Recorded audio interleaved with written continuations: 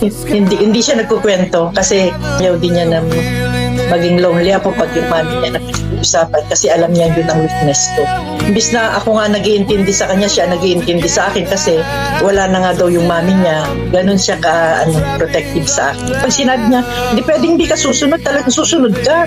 O kaya yung pagdating niya, mag-TikTok tayo, yung mga ganun. Yung happy siya eh. Happy siya nakasama, parang kumpleto kami. Kahit nawala na yung mami niya, andyan siya na kumukonsol sa akin. Kaya sabi ko, pag nakikita kita ako, parang nakikita ko yung mami mo. Yun lang lagi kong sinasabi sa kanya.